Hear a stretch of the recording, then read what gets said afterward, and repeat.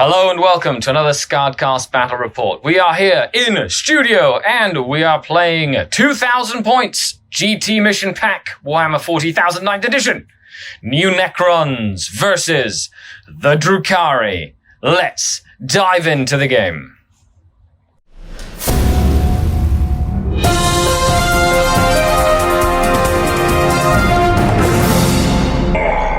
The Dark King. Hello and welcome to another Battle Report. I've got John the Cron, and instead of a regular crusade, which has been a feature of what we do here on SkaredCast, we've decided to play a GT mission. 2,000 points. Drukhari. Necrons. The Scouring, which is this mission here. Mission 23 of the GT mission pack. It's going to be a slobber knocker. So let's take a look at the armies. Let's see what we've both brought to the table. Then we'll get into deployment and we'll get to the nitty gritty. Let's begin. GameMat.eu sent us these terrain pieces. That's Greenleaf Terrain. This is GW. Dream Tea. There's a store where you can get these objectives. The link is down below. And of course, Red Leaf Customs. Thank you so much for making a cool border set for my table. That looks fantastic and is all custom and stuff. Check them out. That's awesome. As you can see, I don't need scissors. Haha! Small board gang done the rational way. Let's dive into the to the armies. And here I have 2,000 points facing off against the Necrons. Now, this is the list that I did take to the tournament this weekend in London, Ontario. Really fun. They listed quite well.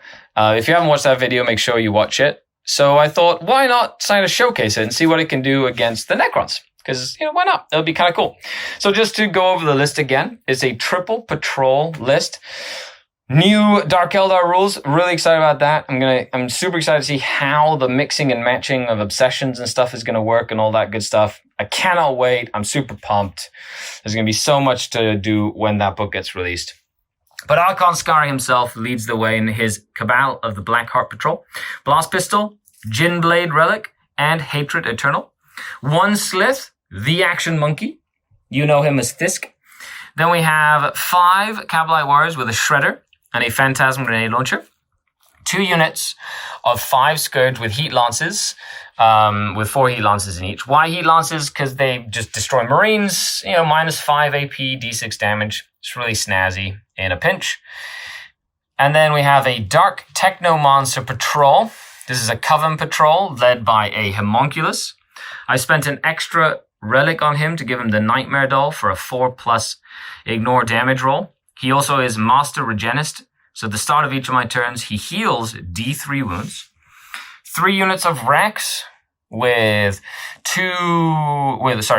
a Hex Rifle in each one, and then 2 Ossifactors in 2 of the units. Well, 1 Ossifactor in each of these 2 units. A Tantalus, Dark Tech Tantalus. So far, very impressed with the Dark Tech Tantalus. Let's see if that impression continues. One of my coolest, favoritist models. 4 Venoms. 1, 2, 3, and 4. They have 1 cannon and twin rifles.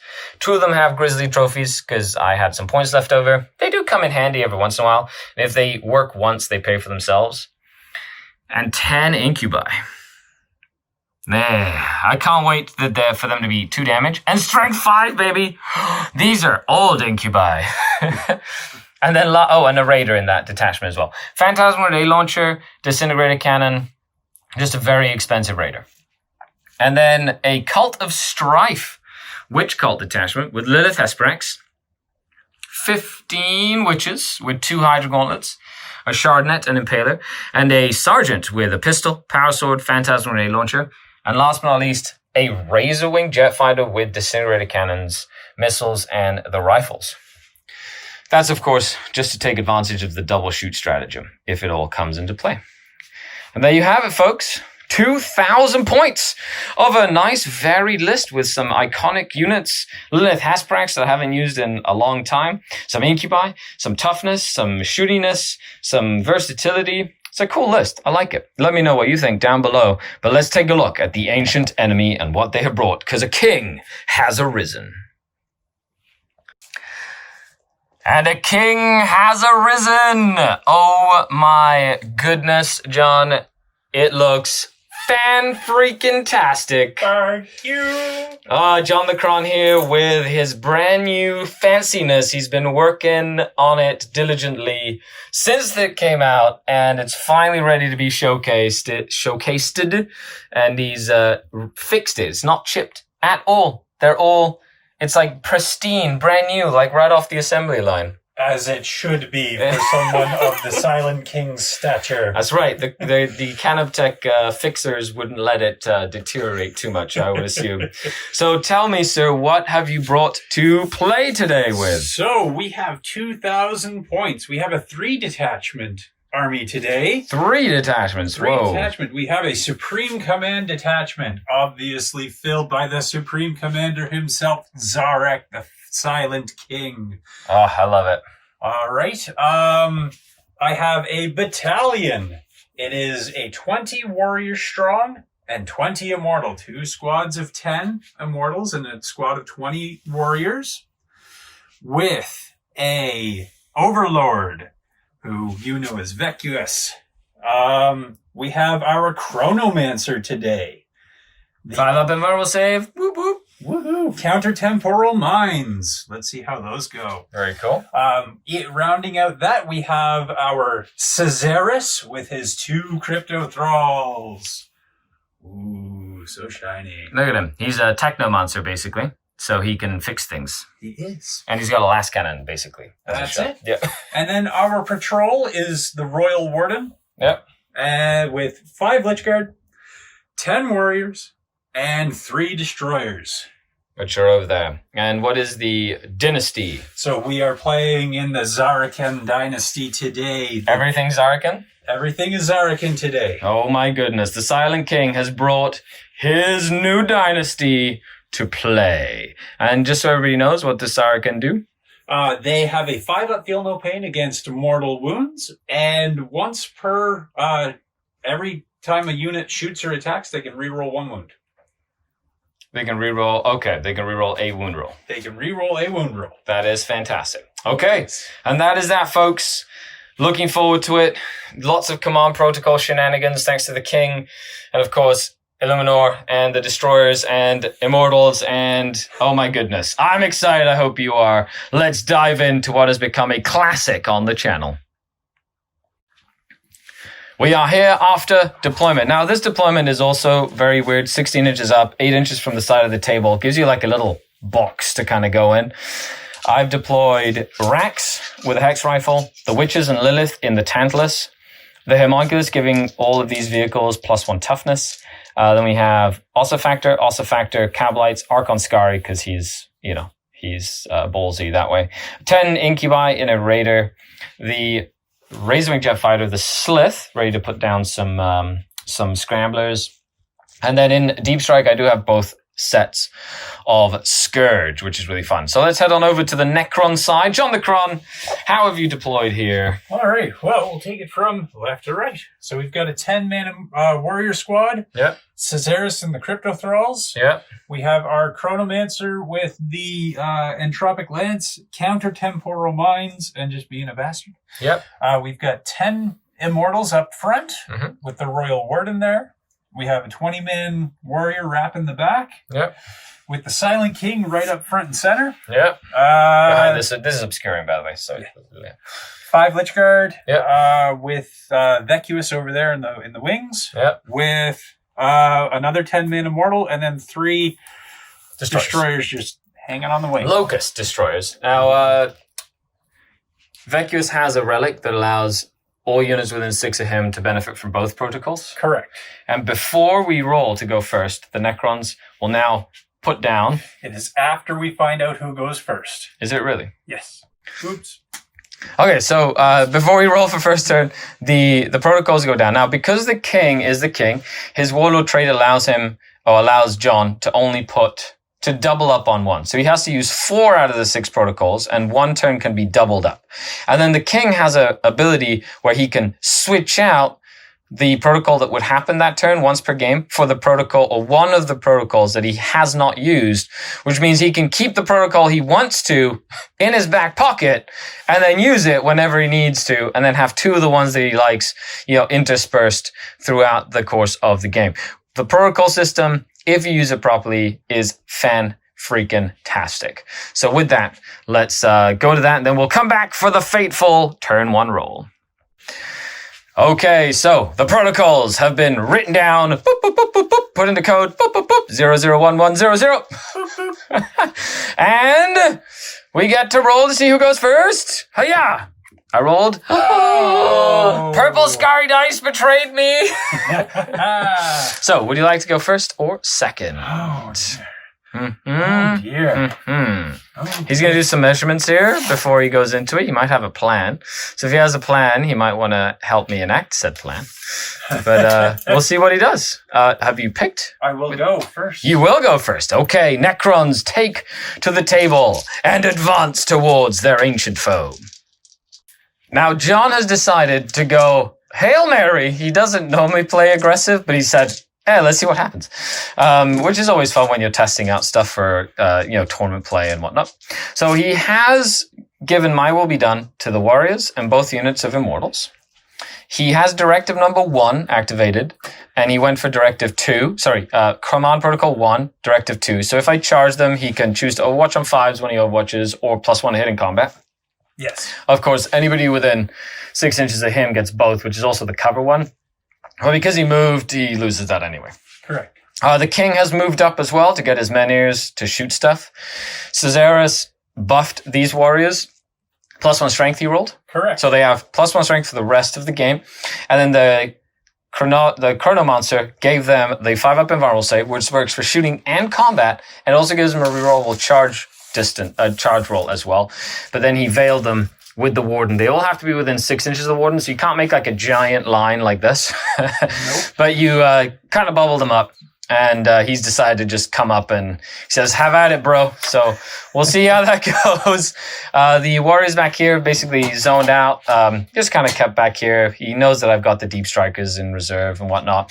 He's kept the plasma, the little techno thralls next to them, so I can't target them, even with snipers. Of course, the noble is fine from the Lich Guard. I can't target him with snipers as long as they're alive. And he's kept them in reserve, waiting to see what happens. So with that, we dive into the shooting phase. Let's see what the Necrons bring. Okie dokie. Oh, and he had 12 command points to start. He goes up to 13. I have 10 command points to start. Because the king gives you 3, and then he spent 2 for a patrol. And then he spent 1 for an extra relic. But now he has 13. And you get a free battalion. And you get a free battalion, basically. Good old Supreme Commanders. Bring back Vect! Turn 1. What happened? Drumroll, please. So the warriors shot into the Tantalus. The warden shot into the Tantalus. The immortals shot into the Tantalus. 5 immortals from this squad shot into the Tantalus. And the 2 meners shot into the Tantalus. And they did 13 wounds to the Tantalus. I got really lucky. The 2 meners shot. They do 6 damage flat. He hit with both of them. He spent a CP to automatically wound with one of them. And then the other one wounded, and I was lucky enough to make an invulnerable save, which kept him alive. Had I failed that, the Tantalus just explodes. So he is on his second bracket. Okay, so now it is time to dive into Drukhari turn number 1. Oh, you shall rue the day, king. You shall rue the day. So, movement. The witches, Lilith, Archon Skari have all moved up, ready to engage some Necron warriors. Cool. Cavalite Warriors and Rax, basically in Venoms. I put a Grizzly trophy nearby because that might come in handy because he's got a big blob, which is cool, considering I've got Phantasm grenade launchers and everything. Potential of paying for its 2 points by killing 1 or 2 warriors. The Cavalite Warriors are in there. Rax in here, just with a Hex Rifle. Rax in here with also Factor Hex Rifle. The Incubi, I've kept them in reserve. Didn't want to run them up because I have to, use my witches right now. So having a second wave of close combat will be useful. The Tantalus can still move 12. So I did move it back here, kept it within 6 inches here, and it can see the king.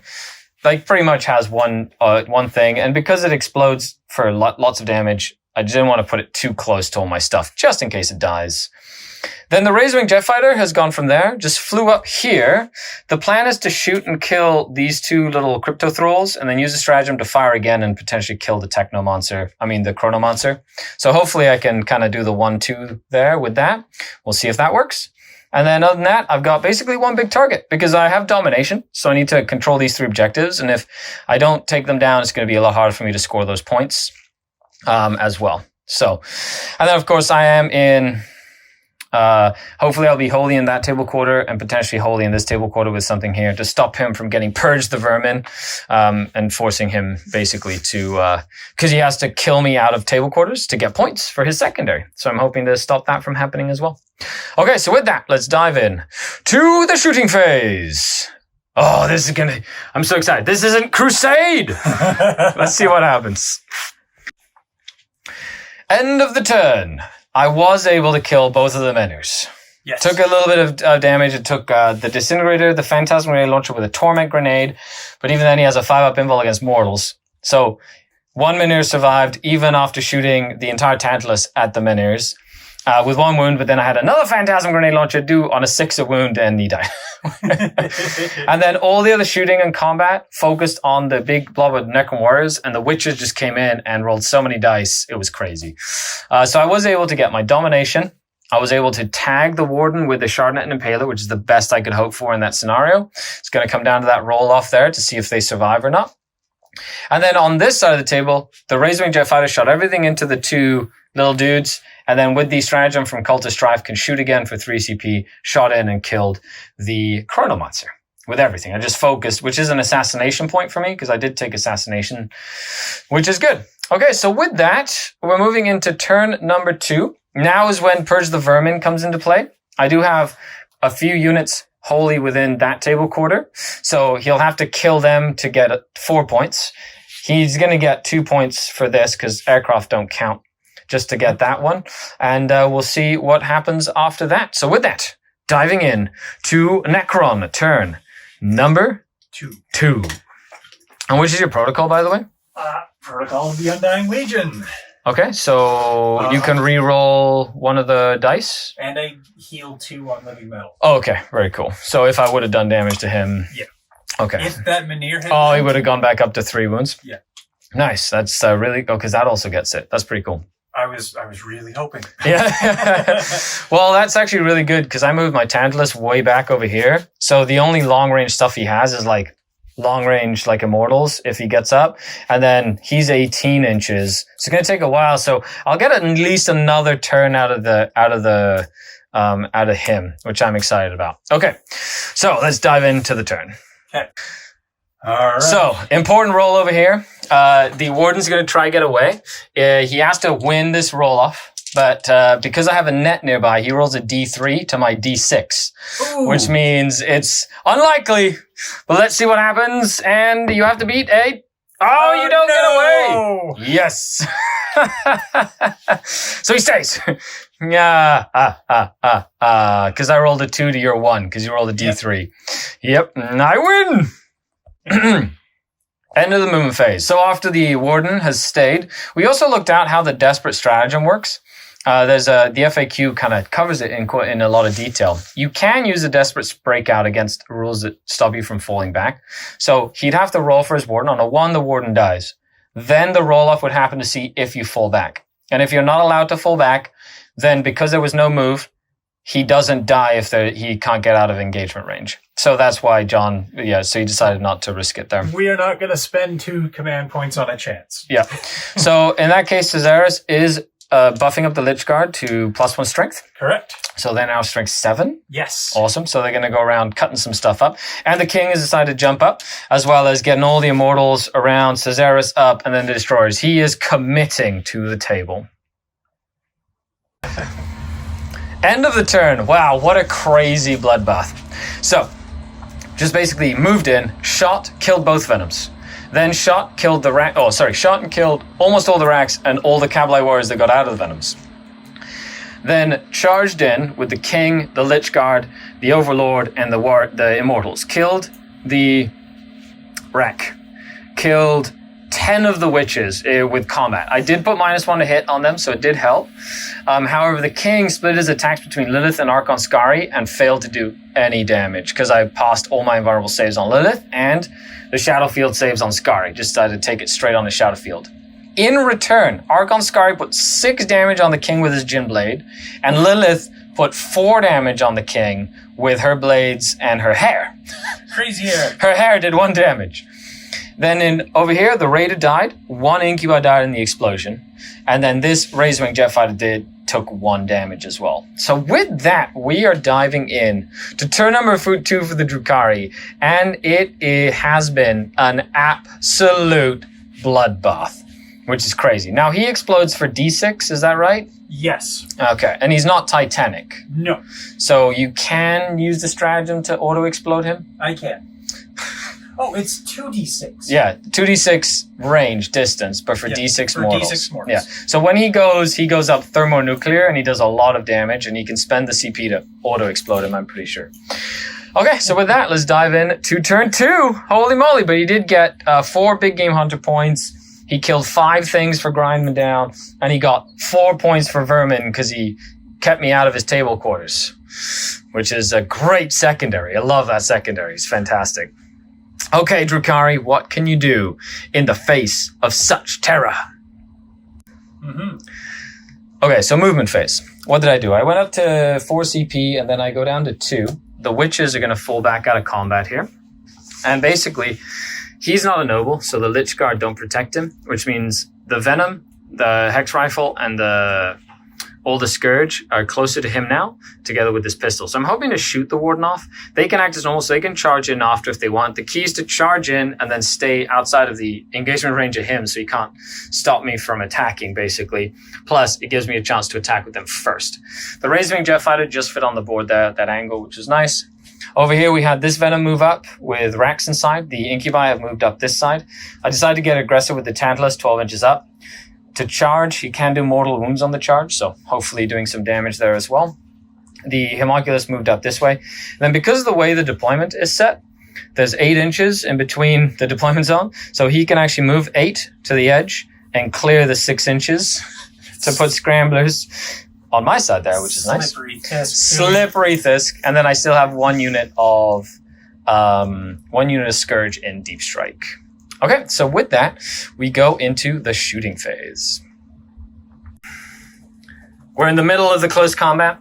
I shot a lot, had 2 Immortals left. The Incubi charged in, killed the Immortals, have killed Caesarus. He has used the command point because he is infantry, apparently. He is infantry. And he is a Cryptek. On a 4+, he gets back with a wound. With a wound. Okay.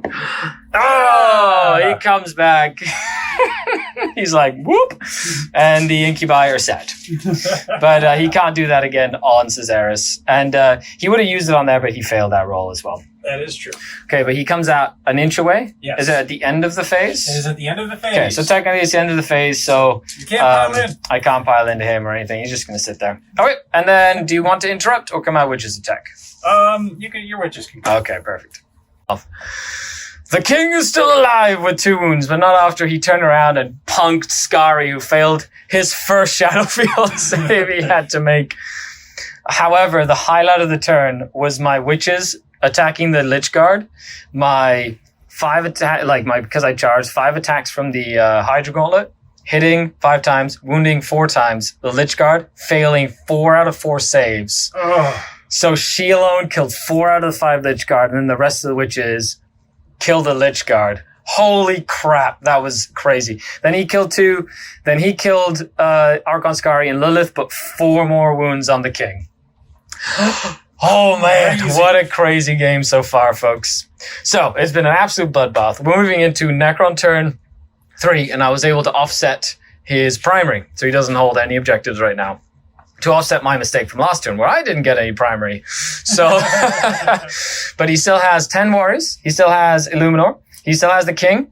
He still has 10 immortals, and he still has the 3 destroyers. So there's plenty of stuff left. And this is still 3 more turns of slobber knocking goodness. What protocol do you go into? I am going into Protocol of the Conquering Tyrant. Cool. But unless you don't want to. I will. Because he gets to do it once per game. He's almost dead, so he might want to do that. So we'll see. Okay, we'll be back after the movement. Okay, so end of turn 3 movement. The destroyers have moved on to that objective. The immortals have moved into the middle objective. He hasn't fallen back with anything here. He did spend a CP to make the king act at full wounds, which is great. And then these warriors just kind of moved up a little bit, together with Caesarus, who moved back. He healed a wound, and then he boosted the warriors for +1 toughness. So they're super tough, which is awesome. Mm-hmm. Okay, so with that, we're diving into the shooting phase. Okay, so the king just cleared the entire center of the table. He put 2 wounds on Lilith. Lilith failed both of her saves. I have no more CP left, and she failed all of her feel no pain. So she took 4 wounds after taking 1 from the immortals, so she died. Sadly, but she did. Then he also killed the Tantalus, who exploded, put 2 wounds on the king, and then he passed feel no pains, and I killed my last witch. All the witches killed 5 of the immortals in combat after only losing 1 model, because they rolled like bosses. But other than that, and then all the immortals died to rapid firing, and then they killed 4 of the Scourge because I got lucky. The Scourge passed their morale with a 1. The immortals passed their morale with a 1. With that, though, we're moving into turn number 3 for the Drukhari, and I do get 10 primary points because I hold these 3 objectives. My homunculus heals 1 wound that he took from the Tantalus explosion, thanks to his warlord trait. And we're moving into Drukhari turn 3? Drukhari turn numero 3. Okay, let's see what we can do here. End of the movement phase for turn 3. So, the Slith moved up to hold that objective. Now on this side of the table, this Venom moved up this way. So basically, I'm trying to focus fire on the immortals, potentially take the king down, as well as essentially just try and stop him from scoring that objective. If I can stop him from scoring primary, it'll be hard for him to come back. However, I am running out of resources. The Scourge were able to come back in here. They're going to get my Scramblers in his zone, which is the last one I need for that, which is going to give me my just straight up 10 points there. And other than that, it's all about, I got a super souped up sniper rifle trying to take out the Caesarus over here, or the king, or whatever. So we'll see what happens as we move into turn number 3. Leave a comment down below. I hope you've been enjoying the crazy game so far. What a bloodbath this has been. It has been awesome. Boy. Holy moly, crazy shooting phase so far. We're in the middle of the shooting phase. The plane killed the king. The king exploded, killed all the Racks, put 6 wounds on the plane, put 4 wounds on Vacuous, and only 1 on the Immortals. And then the Venoms killed the 3 Immortals that were left. And then this Venom just killed Vacuous. Holy crap, what a crazy turn so far. He has used the command point on a 4+. Vacuous the Overlord will return with a wound. Oh no! And he doesn't this time. Okay, and I have 1 more shot to do, which is going to be the Homunculus firing into Xerus, and I will be overcharging it. So on a 3 to hit, he fails. Now, it's only 1s to wound where I take damage. So with that, I will concede the second turn, the next turn to you, sir. All right. He goes up to 3 wounds now. Oh, we are in the next Undying Legion. So he goes up to 4 wounds. He goes Great. up to 4 wounds. But I did get 6 more points for Assassinate this turn. Yes, you did. Which was good on my part there. So I've got a lot of Assassinate points, and I was able to take away the middle, which stops John from scoring primary points. And with that, we dive into turn number 4. End of the movement phase. The destroyers have stayed on that objective. Caesarus has moved up to go and try and kill some Scourge. And then the warriors have basically moved up and are looking to down some Racks over there. So let's see what the Necrons do this turn. What do you think is going to happen? Leave a comment down below. But 5 things that the Necrons will do, and number 4 will surprise you.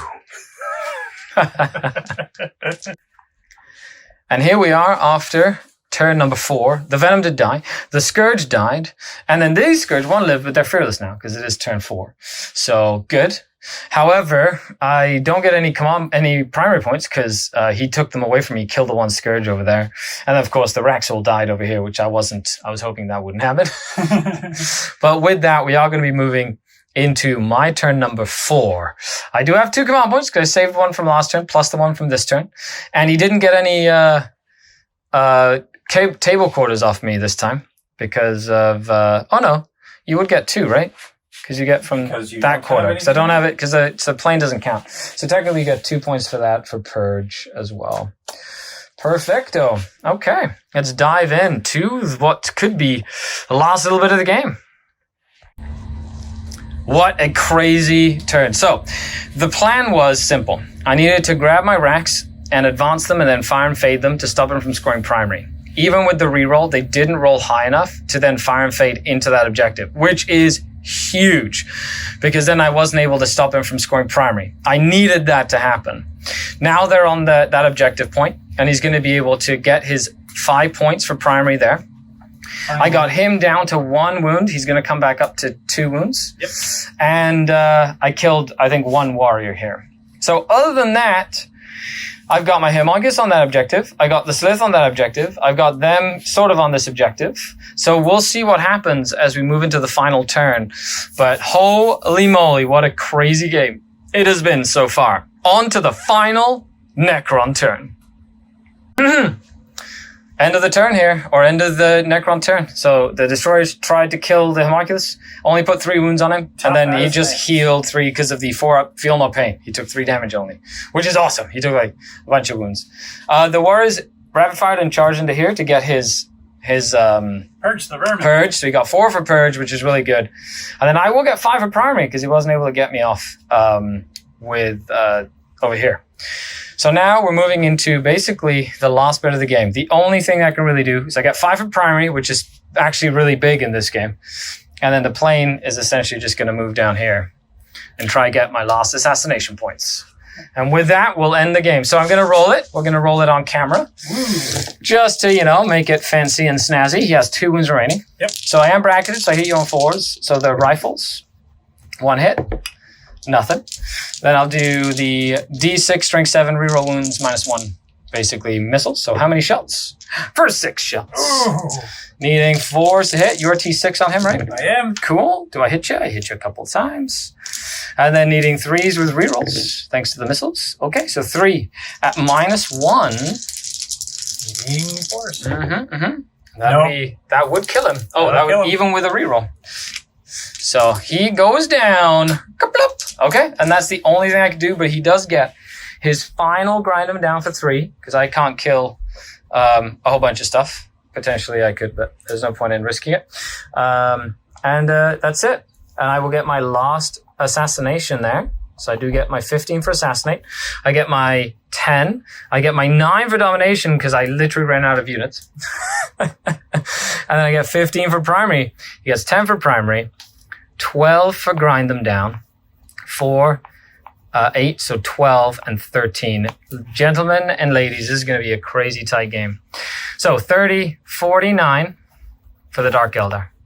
To 1, 2, 3, 4, 1, 2, 3, 4, 5, 6, 7 to 47 for the Necrons. It is a 2-point game. John, what a crazy, fun, close game. So good. Oh my goodness gracious. I honestly thought you were going to move these guys out and then try and make a charge to stop me from scoring that primary at the end there. I thought that was like the play. But if you would have shot him, like you had a chance to, but he's surprisingly tough with that 4-up, feel no pain. So many things that could have gone differently, John. Oh. So many things that could have gone differently. So, what are your final thoughts of the game? The king is a monster, and the Drukhari are evil. The Drukhari are evil. I cannot wait for my new codex. You've been loving your new codex. Oh, it's absolutely amazing. The amount of new plays that open up and the strategies available. Oh, it is night and day. I love it. Oh my goodness gracious. I literally have a plane with 3 wounds left, a Homunculus, and a Slith. Literally the only things I have left. You have 3 destroyers and like 8 Necron warriors. What a crazy game. Thank you so much, everybody, for watching. Thanks, John, for coming down for the game. This has literally been in the studio. We're wearing masks and stuff, of course, but it's nice to play not in the garage for a change. But yeah, leave a comment down below. Let me know what you like. Click that like button if you enjoyed it so we make more content. Stay tuned for all the Drukhari content that's going to be coming as soon as the Codex drops. It's coming down the Oh, I'm so excited. And a huge shout out, of course, to all the channel Patreons. Join the Denizen community today by following the link down below and helping me support by creating content. Cool. Other than that, John, any final comments? Beautiful game. I look forward to the next one. I look forward to the next one. I've been Skari, your grateful host, signing off until next time. Skari out saying, the Dark Kin. Holy crap, that was very close.